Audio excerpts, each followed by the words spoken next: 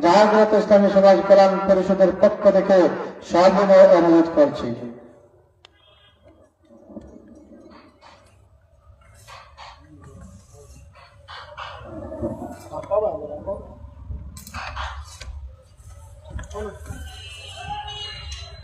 السلام عليكم ورحمة الله وبركاته. الحمد لله نحمده ونستعينه ونستغفره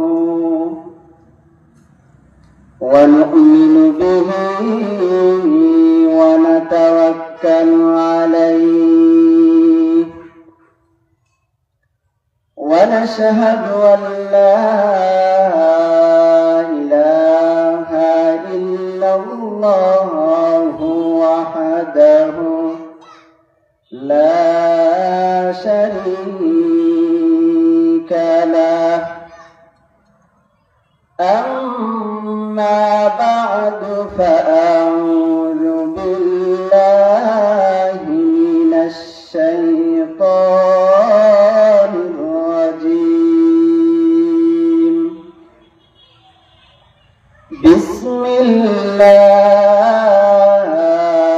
الرحمن الرحيم. كنتم خير أمة أخرجت للناس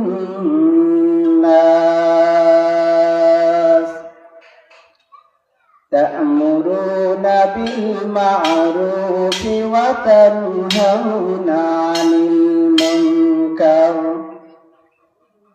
وقال الله تبارك وتعالى إن الله وملائكته يصلون على النبي صلى الله على سيدنا ومولانا محمد وعلى آله وأصحابه وسلم. بلغ العلا بكماله كشف الدجى بجماله حسنت جميع خصاله. صلوا عليه وآله. অধ্যকার জাগ্রত ইসলামী সমাজ কল্যাণ পরিষদের উদ্যোগী আয়োজিত পঞ্চম বার্ষিক ইসলামী মহাসম্মেলনের সম্মানিত সভাপতি সাহেব, দূর দূরান্ত থেকে আগত জাকিরিন শাকিরিন, প্রিয় শ্রোতাবৃন্দ, পর্দার আড়ালে অবস্থানরত পর্দানশীন আমার মা ও বোনেরা, সর্বপ্রথম মহান আল্লাহ পাক রব্বুল আলামিনের শুকরিয়া আদায় করি যা রব্বুল আলামিন আপনাকে এবং আমাকে দুনিয়ার বিভিন্ন জায় ঝামেলা থেকে ফারিগ করে দিনই একটি মাহফিলে আসার বসার, আলোচনা করার এবং আলোচনা শোনার তৌফিক দান করেছেন। তাই মহান রব্বুল আলামিনের শুকরিয়া আদায় করি, আলহামদুলিল্লাহ। বর্তমান যে পরিস্থিতি, খুব সংকটাপন্ন পরিস্থিতি, এই পরিস্থিতিতেও যে আমরা দিনই একটি মাহফিল করতে পেরেছি, দিনই একটি মাহফিল আয়োজন করতে পেরেছি, আপনাদেরকে শোনার এবং বিভিন্ন জায়গা থেকে আলোচক এসে আপনাদেরকে দিন সম্পর্কে কোরআন থেকে, নবীজির হাদিস থেকে আলোচনা শোনার একটি সুযোগ হয়েছে। এটি আল্লাহ পাক রব্বুল আলামিনের অত্যন্ত বড় একটি নিয়ামত। আমি আপনাদের সামনে মহাগ্রন্থ আল কোরআন থেকে ছোট্ট একটি আয়াত পাঠ করে তিলাওয়াত করেছি। তিলাওয়াতকৃত আয়াতের মধ্যে আল্লাহ পাক রব্বুল আলামিন বলেছেন, হে মুসলমান জাতি, আমি তোমাদেরকে প্রেরণ করেছি, তোমাদের মধ্যে থেকে কিছু মানুষ বাহির হয়ে আসো, যারা আমি আল্লাহর দিকে আহ্বান করবেন, যারা সত্যের দিকে আহ্বান করবেন, যারা অসৎ পথে বাধা প্রদান করবেন। আমি আল্লাহ পাক রব্বুল আলামিন তোমাদেরকে সবচাইতে শ্রেষ্ঠ জাতি হিসাবে প্রেরণ করেছি। আল্লাহ পাক রব্বুল আলামিন আমাদেরকে সব জিন ইনসান থেকে আমাদেরকে শ্রেষ্ঠ বানিয়েছেন, এমনকি ফেরেশতাদেরকেও আমাদেরকে শ্রেষ্ঠ বানিয়েছেন। এর একমাত্র কারণ হলো আমরা সত্যের পথে আহ্বান করব এবং অন্যায়ের প্রতিবাদ করব। এর জন্যই মহান রব্বুল আলামিন স্পষ্ট ঘোষণা করে দিয়েছেন, তোমরাই হবে সর্বশ্রেষ্ঠ জাতি। আমরা মানব জাতিকে সঠিক পথে আহ্বান করব, সত্যের পথে আহ্বান করব। এতে আমাদের যতই বাধাই আসুক না কেন, আমরা কোরআনের হুকুম অনুযায়ী চলতে হবে, কোরআনের আইন অনুযায়ী চলতে হবে। আমাদের সত্যের প্রতি আহ্বান করতে গিয়ে যদি, আমাদের হকের পথে থাকতে গিয়ে যদি যে কেউ আমাদের প্রতিপক্ষ হতে পারে, এতে আমাদের ভয় পাওয়ার কোন কারণ নাই, আমাদের ঘাবড়ে যাওয়ার কোন কারণ নাই। কারণ আপনাদেরকে একটি উদাহরণ দিলে আপনারা বুঝতে পারবেন। সামনে আসছে রমজানুল মুবারক। সেই রমজানুল মুবারকের মধ্যে হাফিজ সাহেবরা তারাবির নামাজ পড়ান। প্রচলিত ভাবে আমাদের এই দিকে দুইজন হাফিজ সাহেব প্রত্যেক দিন তারাবির নামাজ পড়ান। এখন এই দুইজন হাফিজ সাহেব যদি তারাবির নামাজে চুক্তি করে নিয়ে নেয় যে আপনার যদি ভুল হয় তাহলে আমি ধরব না, আর আমার যদি ভুল হয় আপনি ধরবেন না, তাহলে যেই মুসল্লিয়ানে খেরামরা আছেন তারা কি নীরব হয়ে বসে থাকবে? কখনো নীরব হয়ে বসে থাকবে না। ঠিক তেমনি ভাবে ইসলাম হচ্ছে এমন এক বিষয় যে ইসলামের পক্ষে থেকে যদি আপনি কথা বলেন তাহলে আপনাকে সম্মান করি, সেলুট করি। কিন্তু যদি ইসলামকে মাইনাস করে আপনি কোনো কথা বলেন তাহলে শুনে রাখবেন, আপনি আমার উস্তাদ হতে পারেন, আপনি আমার পীর হতে পারেন, আপনি বড় যা কিছু হতে পারেন না কেন, এটি আমার দায়িত্ব যে আপনি ভুল পথে আছেন, আপনি সঠিক পথে আছেন, এটা বলা হচ্ছে আমাদের দায়িত্ব। স্বয়ং আল্লাহ পাক রব্বুল আলামিন আমাদেরকে বলেছেন যে তোমরা সঠিক পথে থাকো, যারা সঠিক পথে আছে তাদের সঙ্গে থাকো। এতে যেইভাবে নামাজের মধ্যে ইমাম সাহেব ভুল করলে যে কেউ লুকমা দিতে পারে, যে কেউ বলে দিতে পারে ইমাম সাহেব আপনার ভুল হয়েছে, শুদ্ধ করেন। এখন যদি সেই ইমাম সাহেব, সেই হাফিজ সাহেব বললেন সে আমার ছোট, সে কেন আমার ভুল ধরবে, সে আমার সিনিয়র না জুনিয়র, এসব যদি আপনি চুকান তাহলে আপনি গুমরাহের মধ্যে রয়েছেন, আপনি বোবার স্বর্গে বাস করতেছেন। আপনি ছোট হতে পারে, আপনার বড় হতে পারে, যদি সে আপনার ভুল ধরে তাহলে এটা আপনার একান্ত দেখার বিষয় যে সে ইসলামের পক্ষ থেকে আপনার ভুল করছে না সে তার নিজের ব্যক্তিগত বিষয় থেকে আপনার ভুল করছে। যদি সে ইসলামের পক্ষ থেকে আপনার ভুল ধরে তাহলে সেই ভুল মেনে নেওয়ার দায়িত্ব হচ্ছে আপনার। যদি আপনি সেই ভুল মেনে নেন তাহলে আপনি সম্মান পাবেন, জাতির কাছে আপনার সম্মান থাকবে, দেশের কাছে আপনার সম্মান থাকবে, সারা বিশ্বের মধ্যে আপনার সম্মান থাকবে। আর যদি আপনি আপনার অহংকার নিয়ে বসে রন যে সে আমার ছোট থেকে কেন আমার ভুল ধরবে, সেই ভুল যদি সংশোধন না করে তাহলে সেই ভুলের উপর থাকেন, তাহলে মনে রাখবেন আমাদের জীবন যেতে পারে, আমরা সেই ভুল কখন আমাদের ভুল আমরা মেনে নিব না। সত্যের উপর থেকে যদি আমাদের জীবন দিতে হয় তাহলে আমরা জীবন দিতে প্রস্তুত। কারণ এই রাস্তা আমাদেরকে যুগে যুগে আলেম ওলামায়ে কেরাম দেখিয়ে যাচ্ছেন যে আমরা হকের উপর থেকেছি, ফাঁসির কাষ্ঠের মধ্যে ঝুলেছি কিন্তু মিথ্যা গ্রহণ করি নাই, হকের উপর থেকেছি, দেশ ছেড়েছি কিন্তু আমরা মিথ্যার উপর কখনো একমত হয়ে নাই। দেখেন আমাদের ইমামে আজম আবু হানিফা রাহমাতুল্লাহি আলাইহি এর জীবনের দিকে তাকান, তাহলে আপনাদের দেখতে পারবেন যে উনি উনার জন্মভূমি ছেড়েছেন একমাত্র হকের উপর থেকে। আপনারা তাকান ইমাম মালিক রাহমাতুল্লাহি আলাইহি এর দিকে, উনিও দেশ ছেড়েছেন। আপনি দেখেন কত বড় আলেম ওলামাদের দিকে তাকাবেন, সবাই তো যারা হকের উপর রয়েছেন তাদের উপর নির্যাতন আসছে, নির্যাতন আসবে। এটা আমরা জেনে শুনে বুঝে আমরা হকের কথা বলি, উলামায়ে কেরামরা হকের কথা বলেন।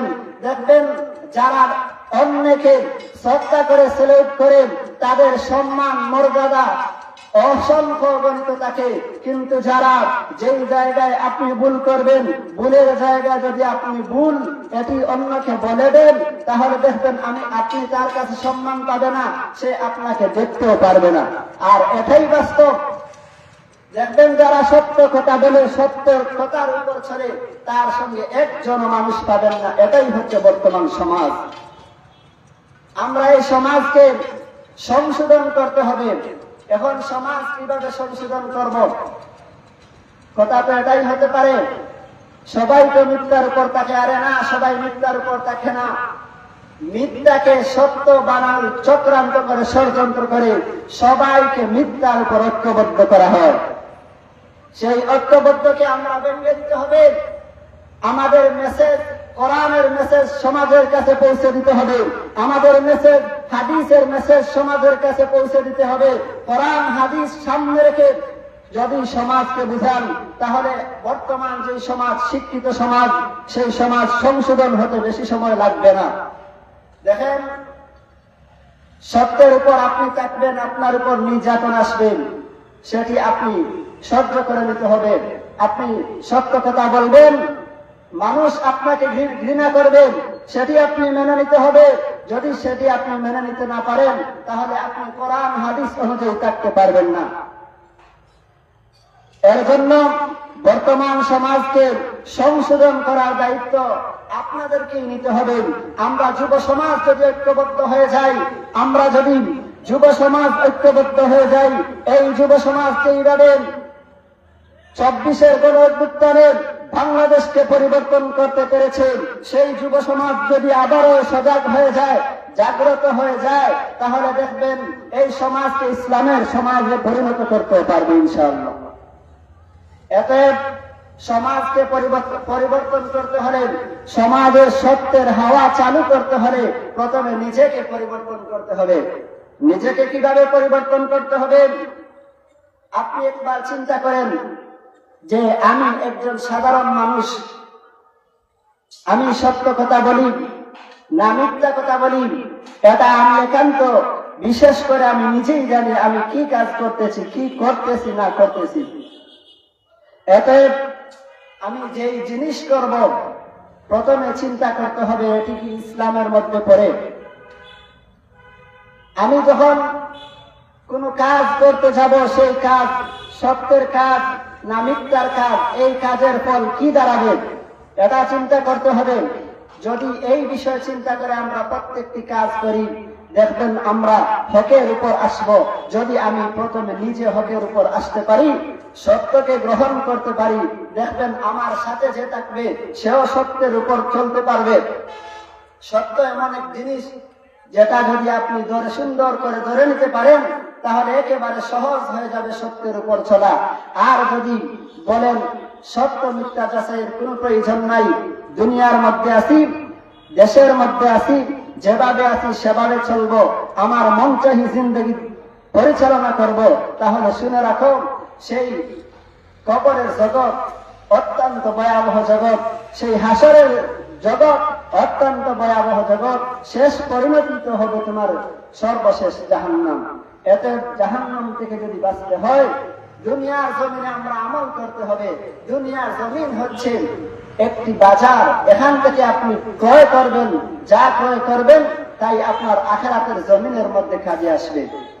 এখন আপনি চাইলেন দুনিয়ার বাজার থেকে, আপনি চাইলে দুনিয়ার ফসল উৎপাদনের জায়গা থেকে ভালো ফসল উৎপাদন করতে পারবেন, বাজার থেকে ভালো জিনিসও ক্রয় করতে পারেন, আবার খারাপ জিনিসও ক্রয় করতে পারেন। ভালো জিনিস ক্রয় করলে আপনার পরকাল জীবন হবে অত্যন্ত সুখময়, অত্যন্ত সুন্দর। আর যদি মন্দ জিনিসগুলো ক্রয় করে, মন্দ জিনিসের উপর যদি আপনি থাকেন, তাহলে দেখবেন আখিরাতের জিন্দেগি হবে অত্যন্ত ভয়াবহ জিন্দেগি। রাসূল সাল্লাল্লাহু আলাইহি ওয়াসাল্লাম তো বলে গিয়েছেন, মুসলমানদের জন্য দুনিয়ায় শান্তির জায়গা নয়। মুসলমানদের জন্য দুনিয়ায় হচ্ছে কারখানা, জেল হচ্ছে দুনিয়া, আর কাফের মুশরিকদের জন্য হচ্ছে জান্নাত। কাফের মুশরিকরা যা অর্জন করবে, যা সুখ শান্তি আরাম আয়েশ পাবে, সব দুনিয়ার জমিনের মধ্যে পেয়ে যাবে। তার যদি নেক আমল করে, সেই নেক আমলের বিনিময়ে আল্লাহ দুনিয়ার মধ্যে দিয়ে দিবেন। কারণ মুশরিকরা, কাফেররা তো আর জান্নাতে যাবে না, চিরস্থায়ী জাহান্নামী তারা। এখন যদি আপনি বলেন যে অমুক ব্যক্তি খুব আরাম আয়েশে জীবন যাপন করছে, আল্লাহ পাক রব্বুল আলামিন শুধু আমার উপর উনার নজর পড়ে, শুধু আমাকেই বিপদের মধ্যে ফেলেন, শুধু আমাকেই ক্ষতিগ্রস্তের মধ্যে ফেলে দেন। শুনে রাখেন, যার উপর যত বিপদ বেশি আসে, সে ক্ষমার সুযোগ তত বেশি পায়। আল্লাহ পাক রব্বুল আলামিন বলেছেন, আমি আল্লাহ ওই ব্যক্তিদের উপর পরীক্ষা করি যে ব্যক্তির উপর যত বেশি পরীক্ষা আসবে, যত বেশি বিপদ আসবে, সে তত বেশি আমি আল্লাহর কাছে প্রিয়। আল্লাহ পাক রব্বুল আলামিনের কাছে প্রিয় কিভাবে হবেন? দেখেন, হযরত ইউসুফ আলাইহিস সালাতু ওয়াস সালামের উপর কত বিপদ গিয়েছিল। আল্লাহ পাক রব্বুল আলামিন পরীক্ষা করে, এক একটি পরীক্ষা করে করে আল্লাহ পাক রব্বুল আলামিন ইউসুফ আলাইহিস সালাতু ওয়াস সালামের সম্মান মর্যাদা কতটুকু বাড়িয়েছিলেন। প্রত্যেক নবী করিম, প্রত্যেক সাহাবায়ে কেরামদেরকে আল্লাহ পাক রব্বুল আলামিন পরীক্ষা করেছেন। সেই পরীক্ষা হতে পারে রূপ দিয়ে, সেই পরীক্ষা হতে পারে কোনো অ্যাক্সিডেন্টের মাধ্যমে, অথবা কোনো বিপদ আপদের মাধ্যমে সেই পরীক্ষা হতে পারে। যাই হোক, আমরা সর্বপ্রথম সত্য গ্রহণ করতে হবে, মিথ্যাকে পরিত্যাগ করতে হবে। সত্য গ্রহণ করলে আমাদের জন্য পুরস্কার রয়েছে, মিথ্যা গ্রহণ করলে আমাদের জন্য আযাব রয়েছে। আল্লাহ পাক রব্বুল আলামিন মিথ্যা গ্রহণ করলে কেমন আযাব রয়েছে, সেই আযাব সম্পর্কে কোরআনে অসংখ্য আয়াতের মধ্যে আল্লাহ পাক রব্বুল আলামিন বলে দিয়েছেন, আপনি মিথ্যা গ্রহণ করে আসবেন তো আযাবের মধ্যে পতিত হবেন, এটা নিঃসন্দেহে নিশ্চিতভাবে আপনি গ্রহণ করে নিন। যখন হযরত আজরাইল আলাইহিস সালাতু ওয়াস সালাম আপনার জান কবজ করতে আসবেন, তখন থেকেই আপনার সেই ফলাফল শুরু হতে থাকবে। যেইভাবে পরীক্ষার হলের মধ্যে ছাত্র তার যা খুশি তা লিখে দিতে পারে, কোন উস্তাদ, কোন টিচার, কোন কেউ তাকে বাধা দেয় না, তার ইচ্ছা মতো সে লিখে। কিন্তু যখন ফলাফল প্রকাশ হয়, তখন দেখা যায় কে কতটুকু লিখছে, কে কতটুকু ভালো করছে, কে কতটুকু খারাপ করছে। ঠিক তেমনি ভাবে আল্লাহ পাক রব্বুল আলামিন আপনাকে এবং আমাকে এই দুনিয়ার জমিনের মধ্যে প্রেরণ করেছেন, দিয়ে বলেছেন, বান্দা তুমি যাও এখান থেকে ভালো কিছু নিয়ে আসো। এখন যদি আপনি খারাপ কিছু নিয়ে আসো, তাহলে তারও প্রতিদান আমি আল্লাহ তোমাকে দিব। আবার ভালো কিছু নিয়ে আসলে তারও প্রতিদান আমি আল্লাহ পাক রব্বুল আলামিন আপনাকে দান করব। ভালো কিছু যদি আপনি নিয়ে আসেন, তাহলে কি পাবেন, এর পুরস্কার কি হতে পারে? আল্লাহ পাক রব্বুল আলামিন বলেন, যখন আপনার মৃত্যু হয়ে যাবে, তখন থেকেই আপনার ভালো প্রতিদানগুলো আপনার জন্য শুরু হয়ে যাবে। কিভাবে শুরু হবে? আল্লাহ পাক রব্বুল আলামিন বলেছেন, যখন আপনার কবরের মধ্যে রাখা হবে, তখন ফেরেশতারা যখন আপনার প্রশ্ন করতে আসবেন, প্রশ্নের জবাবে তখন ফেরেশতারা প্রশ্ন করবেন, মার রব্বুকা, তুমি বলবে রব্বি আল্লাহ। এইভাবে যখন তিনটি প্রশ্নের উত্তর আপনি একেবারে সহজভাবে দিয়ে দিবেন, তখন আল্লাহ পাক রব্বুল আলামিন ডাক দিয়ে বলবেন, হে ফেরেশতা, আপনি কাকে সেই প্রশ্ন করছেন যে আমার সঙ্গে সবকিছু সে দুনিয়ার মধ্যে আমার মোতাবিক চলেছে, আমার হুকুম আহকাম মেনে চলেছে, সত্যের উপর চলেছে, তাকে আর কোনো প্রশ্ন করার প্রয়োজন নাই। তার কবরের মধ্যে জান্নাতের একটি সুরুম করে দাও, তার কবরের বিছানা জান্নাতি বিছানা করে দাও। এইভাবে আল্লাহ পাক রব্বুল আলামিন ঘোষণা করে দিয়ে থাকবেন। তখন ফেরেশতারা সব কিছু ঠিক করেন, বলবেন, হে বান্দা, তুমি দুনিয়ায় অনেক বিপদ আপদে কাটিয়েছ, অনেক কষ্ট করে কাটিয়েছ, এখন আল্লাহ পাক রব্বুল আলামিন আপনাকে সবচেয়ে বেশি সুখ দান করেছেন, আপনি ঘুমান। যখন জান্নাতি ব্যক্তিরা কবরের মধ্যে ঘুমাবেন, কিয়ামত সংগঠিত হবে। কিয়ামত সংগঠিত হওয়ার পর যখন হাসরের ময়দান অনুষ্ঠিত হবে, সিংহার মধ্যে ফুঁক দেওয়া হবে, সমস্ত মানুষ জাতিকে ডাক দেওয়া হবে হাসরের ময়দানে উপস্থিত হওয়ার জন্য। তখন জান্নাতি ব্যক্তি যেইভাবে মানুষ ঘুম থেকে উঠে, তখন ঘুম থেকে উঠে জান্নাতি ব্যক্তি বলবে, হায় রে হায়, আমার তো মজার ঘুম খেয়ে বাঙ্গাল, আমার তো মজার ঘুম খেয়ে বাঙ্গাল, এই মাত্র আমি ঘুমালাম, আবার কে আমাকে সেই ঘুম বাঙ্গাল। আল্লাহ পাক রব্বুল আলামিন বান্দাকে এমন সুখ দিবেন, এমন আরাম দিবেন, সে কতদিন কাটিয়েছে কবরের মধ্যে বলতে পারবে না।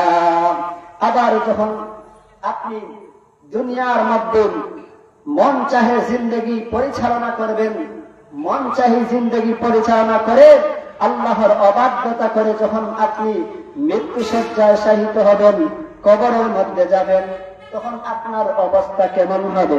আল্লাহ পাক রব্বুল আলামিন ডাক দিয়ে বলেন, বান্দারে, তুমি যদি তোমার মন চাহি জিন্দগি পরিচালনা করে, তুমি যদি জীবন পরিচালনা করে আমার কাছে আসো, তাহলে কেমন আযাব হবে?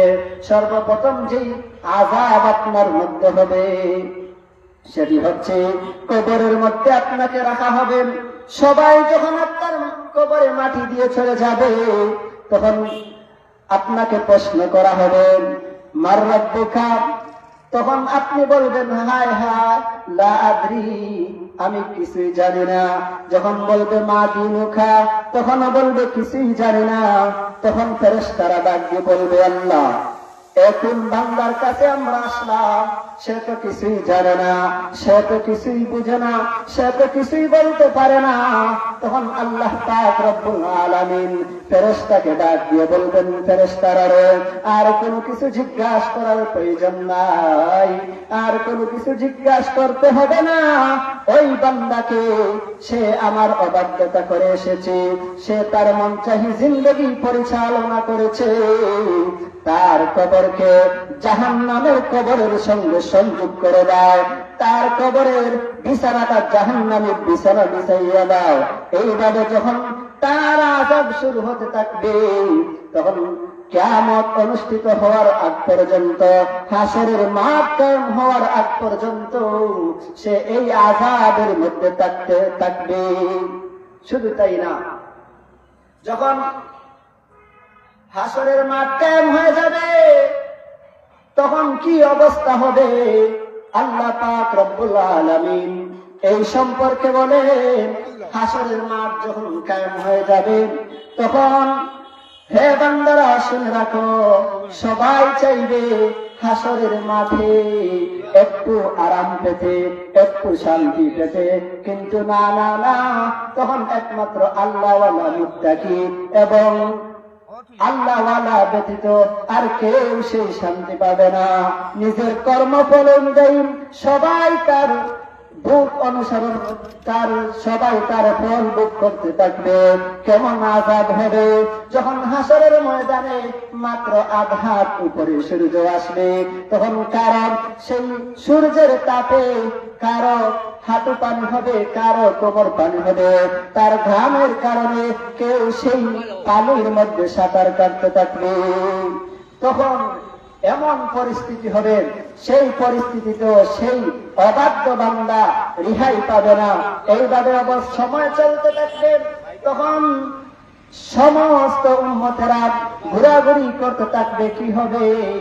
যদি বিচার কাজটা শুরু হয়ে যেত, জান্নাতীরা বলবে আমরা তো জান্নাতে চলে যেতাম, জাহান্নামীরা বলবে এই আযাব থেকে জাহান্নামে চলে গেলে আরো ভালো হতো, কিন্তু না না, তখন বিচার কাজ চালু হবে না।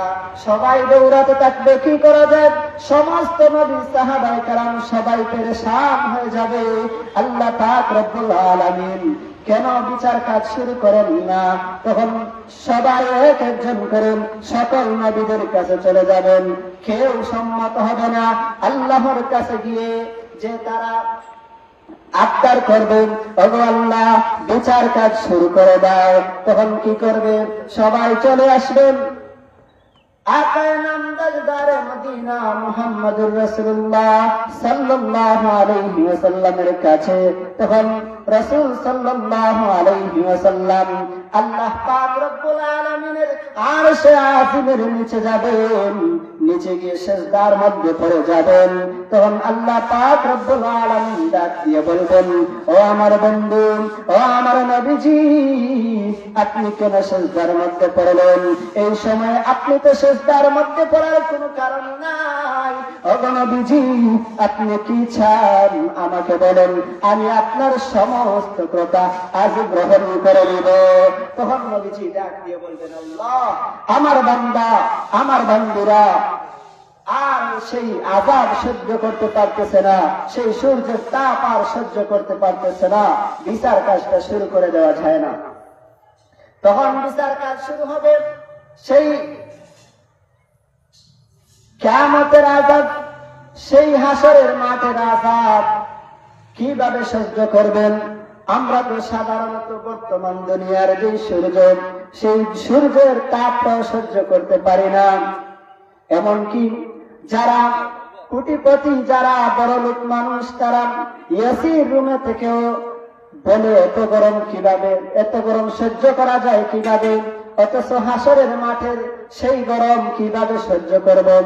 একটু চিন্তা করেন যুবক, একটু চিন্তা করেন, আপনি চিন্তা করেন সেই আযাব কি সহ্য করতে পারবেন? আজ আপনার মন চাহি জিন্দেগি পরিচালনা করছেন, আজ আপনার ইচ্ছা মতো জিন্দেগি পরিচালনা করেছেন, আপনি যা চাচ্ছেন তাই করছেন। একটিবার আপনি চিন্তা করেন যে সেই হাসরের মাঠে আমার কি অবস্থা হবে? হাসরের মাঠে তো কোনো পথ থাকবে না, পালাবারও কোনো সুযোগ থাকবে না যে আপনি এখান থেকে চলে গেলে আপনি রেহাই পাবেন। না না না, আপনি সেই রেহাই পাওয়ার কোনো সুযোগ থাকবে না। এত হে যুবক, আপনার হাতে ধরি, পায়ে ধরি, একটু শুধু একটু চিন্তা করে, আপনি এখনো সময় আছে, এখনো সত্যের পথে আসেন, এখনো কোরআনের পথে আসেন, এখনো হাদিসের পথে আসেন, রাসূলের পাতলে দেওয়া পথ অনুযায়ী আপনার জীবন পরিচালনা করেন, আলেম ওলামাদের সোহবতে আসেন, পীর আউলিয়াদের সোহবতে আসেন। আপনার জীবন এখনো পরিবর্তন করার সময় আছে, এখনো পরিবর্তন করার সুযোগ আছে। হে আমার ভাই, আপনি কিভাবে চিন্তা করেন যে আপনি আরো বয়স, যে আপনি আরো সময় যাওয়ার পরে আপনি মুখের নবীজির সুন্নত দাড়িটা রাখবেন, আপনি বড় হওয়ার পর, আরো বয়স হওয়ার পর আপনি নামাজ পড়বেন, আরো বয়স হওয়ার পর আপনি তওবা করে ইসলামের পথে আসবেন। সেই কথা কিভাবে চিন্তা করেন রে যুবক? সেই সুযোগ তো আপনার কাছে নাই। আমি যে ওয়াজ থেকে উঠে অন্য কোথাও যাব, সেই সুযোগটা তো নাই, আর আপনি এত লম্বা চিন্তা কিভাবে করেন? একটুবার দেখেন যুবক, আপনার মতো যুবক, কত যুবক রাস্তার মধ্যে অ্যাক্সিডেন্ট করে মারা যায়, আপনার মতো যুবক পানির মধ্যে পড়ে হঠাৎ করে মারা যায়, আপনার মতো যুবক রাত্রিবেলা যখন ঘুমায় তখন দেখা যায় সকাল মা বাবারা, ভাই বোনেরা দরজার মধ্যে করাবে কিন্তু দরজা খুলে না। এমন অবস্থায় হাজারো যুবক মারা যায়। তো আপনি কিভাবে চিন্তা করেন? আপনি বুড়ো হয়ে আপনি আল্লাহর হুকুম অনুযায়ী চলবেন, নিজের জীবন কোরআন অনুযায়ী পরিচালনা করবেন, হাদিস অনুযায়ী পরিচালনা করবেন। এতে অতএব হে যুবক, আপনার হাতে ধরি পায়ে ধরি আর কোনো চিন্তা না করে এখনই নবীজির সুন্নাত আপনার শরীরের মধ্যে ফিটিং করে নাও। হে যুবক, আল্লাহর কোরআন অনুযায়ী বাতলে দেওয়া পথ অনুযায়ী এখনো আপনি ফিরে আসেন। আল্লাহ পাক রব্বুল আলামিন আপনাকে প্রতিনিয়ত ডাকতেছেন, হে যুবক আপনি আমার রাস্তায় ফিরে আসো, হে যুবক আপনি আমার দিকে ফিরে আসো। আর কত অন্যায় করবেন হে যুবক, নিজের উপর আর কত জুলুম করবেন? চলে আসেন আরে যুবক, আমি আল্লাহ তোমাকে সাদরে গ্রহণ করে নিব, আমি আল্লাহ তোমার জিন্দগির সমস্ত গুনাহ মাফ করে দিব। হে যুবক তুমি চলে আসো ইসলামের পথে। যুবক তুমি একটিবার চিন্তা করো, আল্লাহ পাক রব্বুল আলামিন শেষ রাত্রিতে তোমাকে ডাকতেছেন, সমস্ত গুনাহ আল্লাহ মাফ করে দিবেন। একবার তুমি আল্লাহর কাছে তওবা করো, একবার তুমি আল্লাহকে ডাক দিয়ে বলো, আল্লাহ আমার জীবনে আমি হাজার শত কোটি গুনাহ করেছি আল্লাহ, আবার আমি তোমার সেই কুদরতি পায়ের দিকে ফিরে আসলাম, আমি তোমার পথ বাতলে দেওয়া পথের উপরে আবারও ফিরে আসলাম। আল্লাহ আমি আজ ওয়াদা করলাম আর জীবনে কখনো গুনাহ করব না, আমি ওয়াদা করলাম আর কখনো সুদ খাব না, আমি আজ ওয়াদা করলাম আর কখনো মিথ্যা কথা বলবো না, আমি আজ ওয়াদা করলাম আর কখনো জুয়া খেলার মধ্যে যাব না। হে যুবক একটিবার তুমি এইভাবে ওয়াদা করেন ইসলামের দিকে ফিরে আসো, কোরআনের দিকে ফিরে আসো, আল্লাহ পাক রব্বুল আলামিন আপনার ওয়াদা কবুল করে নেবেন। দেখবেন যুবক আপনার দুনিয়ার জিন্দগি সুখ শান্তিময় হয়ে যাবে, আখিরাতের জিন্দগি তো আর বলাই লাগে না। যদি দুনিয়ার জিন্দগি সুখ শান্তি হয়ে যায়, দুনিয়ার জিন্দগি যদি কোরআন হাদিস অনুযায়ী হয়ে যায়, আল্লাহ পাক রব্বুল আলামিন সেই কিয়ামতের ময়দানে, হাসরের ময়দানে তো চাইবেন বান্দাকে কিভাবে তাকে মাফি দেওয়া যায়, সেই পথ খুঁজবেন। একটি পথ যদি আল্লাহ খুঁজে পান তাহলে দেখবেন বান্দাকে মাফ করে দিয়েছেন। হে যুবক, এর জন্য আমি তোমার হাতে পায়ে ধরে বলি, রে যুবক তুমি এখন আল্লাহর দিকে এসে যাও, সময় থাকতে আপনি আল্লাহর দিকে ফিরে আসো, না জানি কখন আল্লাহর দরবারে হাজিরা দিতে হয়। হে যুবক তুমি দেখো, তাকাইয়া দেখো শহীদ শরীফ উসমান মাহাদির দিকে। সে যদি একজন আল্লাহওয়ালা হতে পারে, সে যদি একজন ভালো মানুষ হতে পারে, তাহলে আপনি কেন পারবেন না? আমাদের এদিকে দেখা যায় নির্বাচন আসলে প্রার্থী স্বয়ং মানুষের পকেটে পকেটে টাকা দেয়, কিন্তু দেখো যুবক শরীফ উসমান হাদির পকেটের মধ্যে মানুষ এসে লক্ষ লক্ষ টাকা দিয়ে দেয়, পকেটের মধ্যে টাকার বান্ডিল ঢুকিয়ে দেয়। হে যুবক আপনি কি এমন হতে পারবে না? আপনিও তো চাইলে শহীদ শরীফ উসমান হাদির মতো হতে পারতে, আপনিও তো চাইলে এমন যুবক হতে পারবে যে সমস্ত মানুষ তোমাকে সম্মান করবে, সমস্ত মানুষ তোমার কথা মতো চলবে। একটিবার তুমি চিন্তা করো, যদি একজন সাধারণ যুবক হয়ে সমস্ত মানুষের কাছে সে প্রিয় হতে পারে, যদি একজন সাধারণ মানুষ, সাধারণ একজন যুবক হয়ে সে লক্ষ কোটি মানুষের মন জয় করে নিতে পারে, তাহলে আপনি কেন পারবেন না? তাহলে আমি কেন পারবো না? অবশ্যই আপনিও পারবেন, আমিও পারবেন, শর্ত শুধু একটা, কোরআন হাদিস অনুযায়ী চলা। কোরআন হাদিস অনুযায়ী যদি চলতে পারো তাহলে শহীদ শরীফ উসমান হাদি হতে আমাদের সময় লাগবে না, আমাদের সময় লাগবে না। কারণ যদি আপনি কোরআন মেনে চলো, নবীজির হাদিস মেনে চলো, তাহলে আপনি ঘুষ খেতে পারবেন না। কারণ যখন আপনি ঘুষ খেতে যাবেন তখন দেখবেন নবীজির নিষেধাজ্ঞা, কোরআনের নিষেধাজ্ঞা। যখন আপনি বিচারের টেবিলের মধ্যে বসবেন, বসে যখন আপনি চাইবেন, কেউ আপনাকে ঘুষ দিল, দিয়ে বললো যে কি করে এই কাজ করে ফেলেছি, এখন তো আমাকে বাঁচাতে হবে, তখন আপনার কোরআন নিষেধ দিবেন, বলবে না তা করা যাবে না। আপনি যাবেন বাজারের মধ্যে গিয়ে একজন দোকানদারকে আপনি কম টাকা দিয়ে আসতে চাইবেন, তখন দেখবেন এটা হাদিসের নিষেধ। আপনি যেখানেই যাবেন যেই কাজে কোরআনের বাধা আসবে, যেই কাজে হাদিসের বাধা আসবে, তখন তো আপনি করতে পারবেন না। তাহলে আপনি আল্লাহওয়ালা হতে সময় লাগবে।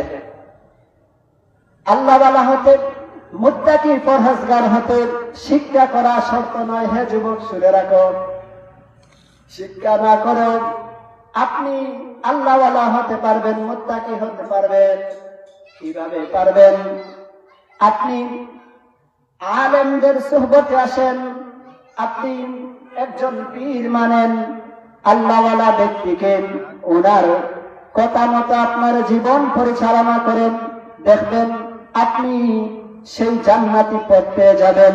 দেখবেন আপনি কোরআন হাদিসের পথ পেয়ে যাবেন। দেখবেন আপনি সুন্দর জিন্দগি পরিচালনা করতে পারবেন, যেই জিন্দগি আপনাকে জান্নাত পর্যন্ত নিয়ে যাবে।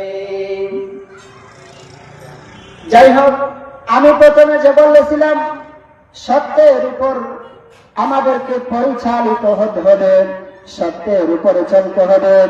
আমাদের দায়িত্বই হলো এটা যে ভুল ভুল বলা, ভুলকে ভুল বলা, হককে হক বলা, না হককে না হক বলা। যে উদাহরণ দিয়েছিলাম রমজানুল মুবারকের তারাবির নামাজ নিয়ে, সেই উদাহরণ অনুযায়ী আমরা উলামায়ে কেরাম যেই জিনিসকে ভুল বলবেন, সেই ভুলটা আপনি মেনে নিও।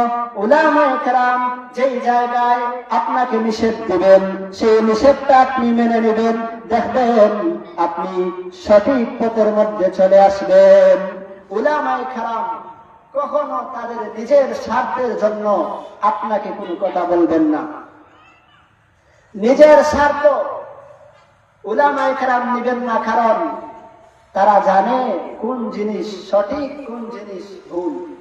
কোরআন হাদিসকে সামনে রেখে যদি ভুল জিনিস আপনি করেন, উলামায়ে কেরাম বাধা দিবেন। এটাই স্বাভাবিক। আপনি মানলে আলহামদুলিল্লাহ, না মানলে আপনি ক্ষতিগ্রস্ত হবেন বেশি।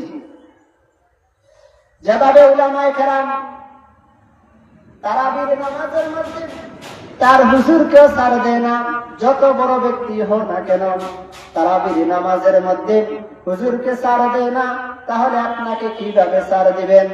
তারাবির নামাজের মধ্যে ইমাম সাহেব ভুল করবে যখন, তখন যে কোনো মুসল্লি তার ভুল সংশোধন করে দিতে পারে। আর যদি ভুল সংশোধন না করে দেয়, তাহলে সব যারা নামাজ পড়ে সকল মুসল্লিদের নামাজ নষ্ট হয়ে যায়।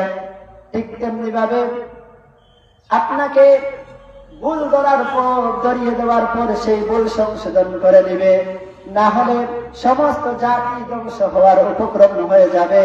যেমনি ভাবে একটি এলাকার মধ্যে যদি বেশিরভাগ নাফরমানি কাজ হয়, গুনাহের কাজ হয়, আর যদি এই এলাকার মধ্যে আলেম ওলামায়ে কেরাম থাকেন, আল্লাহওয়ালা মুত্তাকি থাকেন, পরহেজগার থাকেন, এরপরেও যেইভাবে আল্লাহ পাক রব্বুল আলামিন গজব দিয়ে সমস্ত জাতিকে ধ্বংস করে দিতে পারেন, ঠিক তেমনি ভাবে এই সমাজে যদি আল্লাহওয়ালা মুত্তাকি দু চারজন থাকেন আর সত্যের পথে আহ্বান না করেন, যদি সমস্ত জাতিকে তার হকের দিকে আহ্বান না করেন, দেখবেন যুবক, দেখবেন সমস্ত জাতির উপর গজব আসে, সমস্ত জাতির উপর আল্লাহর গজব আসে, বিপদ আপদ আল্লাহ পাক অর্পিত করে দেন। একমাত্র সত্যের উপর আহ্বান না করার কারণে, সত্যের প্রতি আহ্বান না করার কারণে আল্লাহ পাক রব্বুল আলামিন সমস্ত জাতিকে ধ্বংস করে দেন।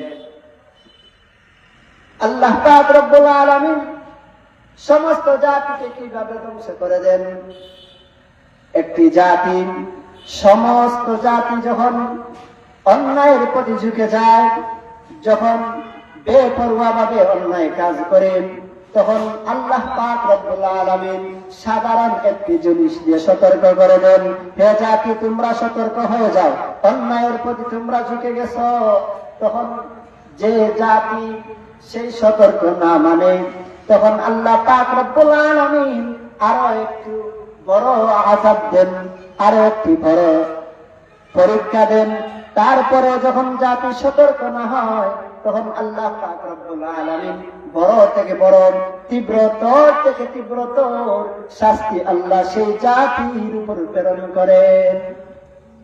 এত আমরা হক সত্য মিথ্যা যাচাই করে সত্যের প্রতি আমরা থাকবো, মিথ্যাকে পরিহার করব।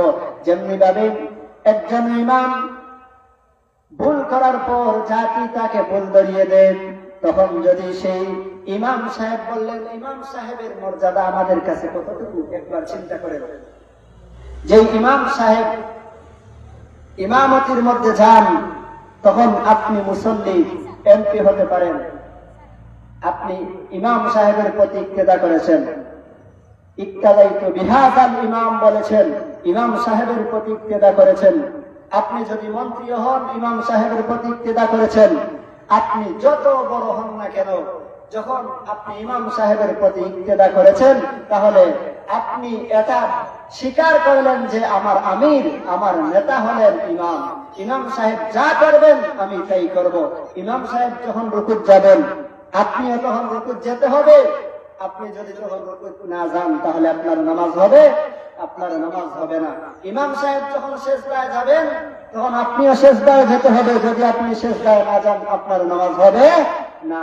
ঠিক তেমনি ভাবে ইমাম সাহেব যখন সালাম ফিরাবেন, তখন আপনিও সালাম ফিরাতে হবে। যদি তখন আপনি সালাম না ফিরান, তখন যদি আপনি বলেন ইমাম সাহেব এখন সালাম ফিরিয়েছেন, আমি সালাম ফিরাবো না, একটু পরে সালাম ফিরাবো, আপনার নামাজ হবে? অথবা যদি বলেন ইমাম সাহেব এখন সালাম ফিরিয়েছেন, আমি এর আগে সালাম ফিরিয়ে নেই, তাহলেও আপনার নামাজ হবে না। ঠিক তেমনি ভাবে ইমাম সাহেবকে আমরা এত শ্রদ্ধা করি, এত সম্মান করি। রাসূল সাল্লাল্লাহু আলাইহি ওয়াসাল্লাম বলেছেন, আল ইমামু যামিরুন, ইমাম হচ্ছে সকলের জিম্মাদার। সেই ইমাম সাহেবকে আমরা ভুল করলে ছাড় দেই না, আপনাকে কিভাবে ছাড় দিব? ইমাম সাহেবকে আমরা এত সম্মান করি, এত শ্রদ্ধা করি, এত মর্যাদা দেই, তার কোন তুলনা হতে পারে না। কিন্তু সেই ইমাম যখন নামাজের মধ্যে ভুল করে, তখন সেই ইমামকে ছাড় দেই না। আপনাকে কিভাবে ছাড় দিব সে কথা আপনি চিন্তা করেন কিভাবে। এর জন্য হে যুবক, আপনি যেই কাজ করেন না কেন, প্রথমে একটা বিষয় চিন্তা করবেন, সেটি ইসলামের পক্ষে কিনা। 2 নম্বর, সেটি ভালো না খারাপ, এটি চিন্তা করবেন।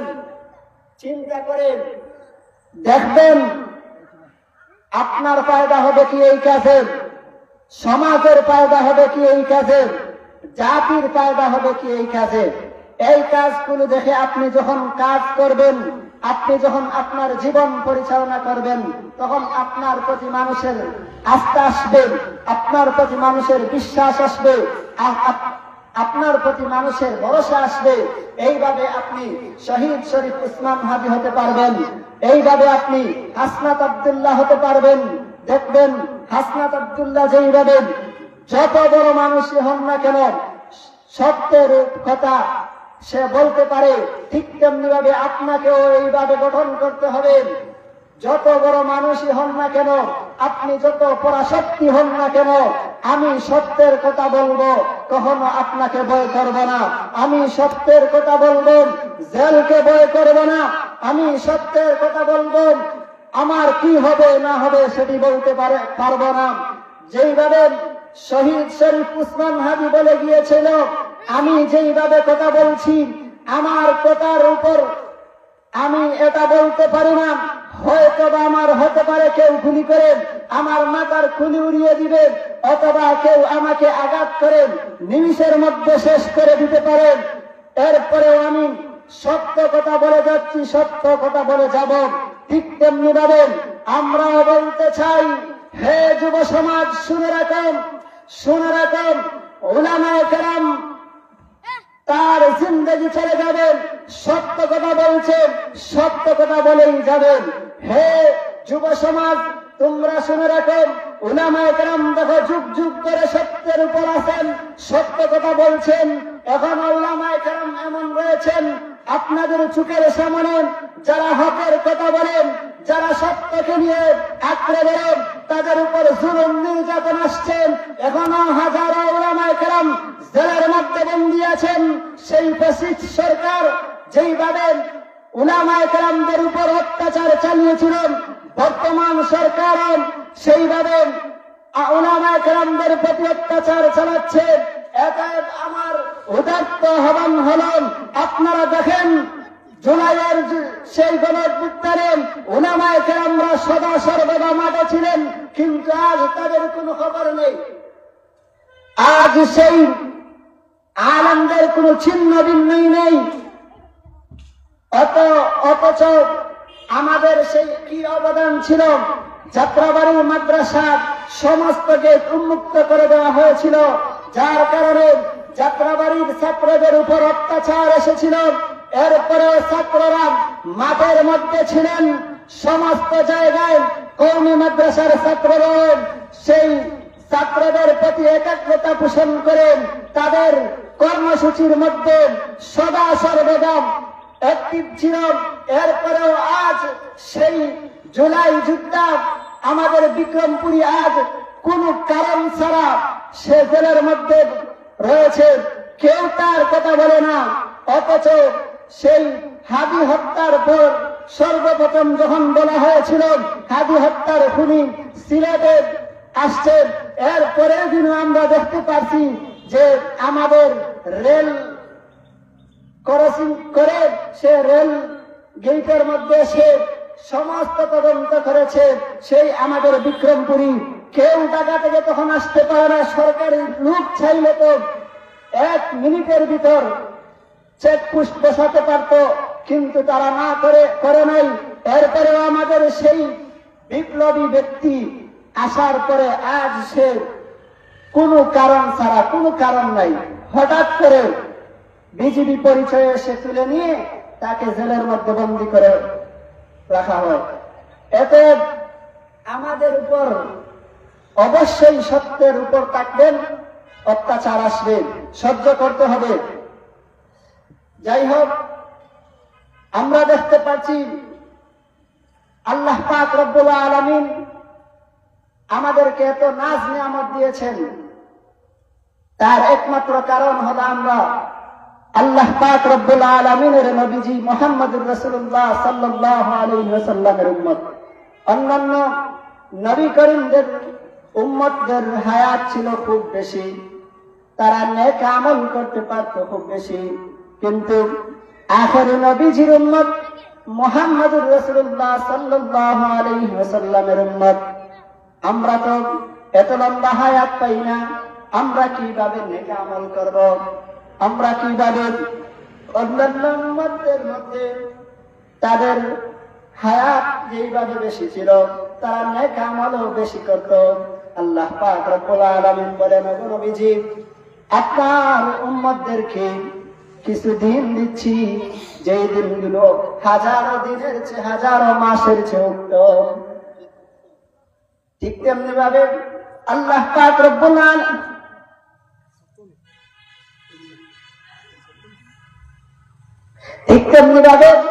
আল্লাহ পাক রব্বুল আলামিন আমাদের মাঝে কিছু মাস দিয়েছেন, কিছু দিন দিয়েছেন, যেই মাস হাজারো মাসের চেয়ে উত্তম, যেই দিন হাজারো দিনের চেয়ে উত্তম। হে মুসলমানেরা, আমরা এই মাসগুলির মধ্যে এমন একটি মাস অতিক্রম করতেছি, এমন একটি মাস অতিক্রম করতেছি যে মাস মর্যাদাবান মাস। আমাদের সামনে আসছে রমজানুল মুবারক, আমাদের সামনে আসছে রজব, এরপরে শাবান মাস। এই মাসের এমন একটি দিন, যেই দিন অত্যন্ত গুরুত্বপূর্ণ দিন।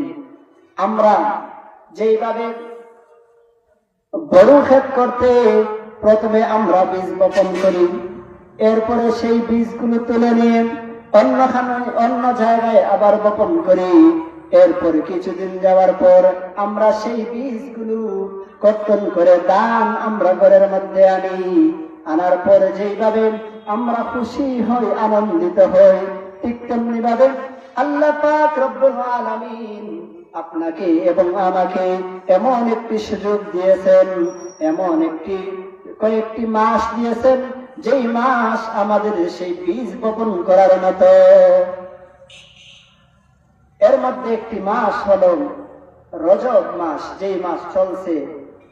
নবী করিম সাল্লাল্লাহু আলাইহি ওয়াসাল্লাম যখন রজব মাস আসতো তখন বেশিরভাগ দোয়া করতেন, আল্লাহুম্মা বারিক লানা ফি রজব ওয়া শাবান ওয়া বাল্লিগনা রমাদান।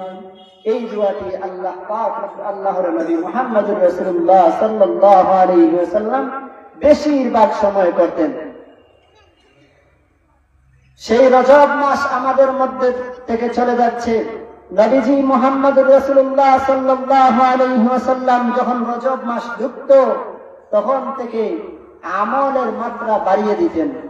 অন্যান্য মাসে যদি কিছু আমল করতেন, রজব মাস আসার পর এর থেকে আরো বেশি বাড়িয়ে দিতেন।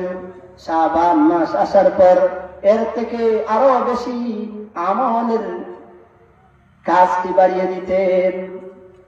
আমরাও এই মাস থেকে আল্লাহর দিকে, আল্লাহর রাসূলের আমল অনুযায়ী আমরাও আমাদের কাজ বাড়িয়ে দিতে হবে, আমরাও আমাদের আমলের মাত্রা বাড়িয়ে দিতে হবে। নবী মুহাম্মদুর রাসূলুল্লাহ সাল্লাল্লাহু আলাইহি ওয়াসাল্লাম যেইভাবে রজব মাস আসার পর ওনার আমলের মাত্রা বাড়িয়ে দিতেন, আমলের কাজ বাড়িয়ে দিতেন, আমরাও সেইভাবে আমলের কাজ বাড়িয়ে দিব। শাবান মাস ঢোকার পর নবী মুহাম্মদুর রাসূলুল্লাহ সাল্লাল্লাহু আলাইহি ওয়াসাল্লাম বেশি বেশি করে রোজা রাখতেন। আমরাও চেষ্টা করব বেশি বেশি করে রোজা রাখতে। নবী মুহাম্মদুর রাসূলুল্লাহ সাল্লাল্লাহু আলাইহি ওয়াসাল্লাম সবে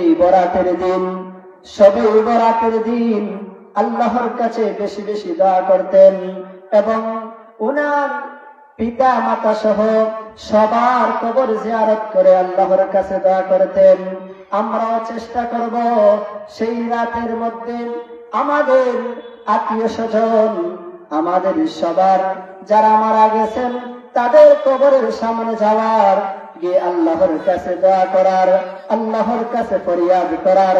তবে হে মুসলমানেরা, একটি কথা শুনে রাখবেন, এই দিন যেন আমরা দলবদ্ধভাবে না যাই। কারণ রাসূল সাল্লাল্লাহু আলাইহি ওয়াসাল্লাম ওই দিন দলবদ্ধভাবে কাউকে নিয়ে যান নাই। রাসূল সাল্লাল্লাহু আলাইহি ওয়াসাল্লাম নিজে একা গিয়েছিলেন জান্নাতুল বাকির মধ্যে। একা গিয়ে উনি কান্না করে আল্লাহর কাছে বললেন, আল্লাহ, আমি তো আমার বাবাকে দেখি নাই। আল্লাহ, আমি আবার বাবার চেহারাটা দেখতে পারি নাই। আমি দুনিয়ায় আসার আগে আপনি আমার বাবাকে নিয়ে গেলেন। আল্লাহ, জানি না ওই কবরের মধ্যে আমার বাবা কেমন আছেন, আমার মা কেমন আছেন। এইভাবে আল্লাহর রাসূল কান্না করে করে আল্লাহর কাছে ফরিয়াদ করেছিলেন। এইভাবে আল্লাহর কাছে ফরিয়াদ করেছিলেন। তাই আমরাও ওই রাতে আমাদের পিতা মাতার কাছে, কবরের কাছে যাব, যে আল্লাহর কাছে ফরিয়াদ করব, আল্লাহ, আমরা তো মা বাবার কত বাধ্যতা করেছি, মা বাবার নাফরমানি করেছি। আল্লাহ, আজকের এই রাতের উসিলা করে আপনি আমার মা বাবাকে মাফ করে দাও। এইভাবে আমরা আল্লাহর কাছে ফরিয়াদ করব, আল্লাহর কাছে এইভাবে কান্নাকাটি করে আল্লাহর কাছে দোয়া করব।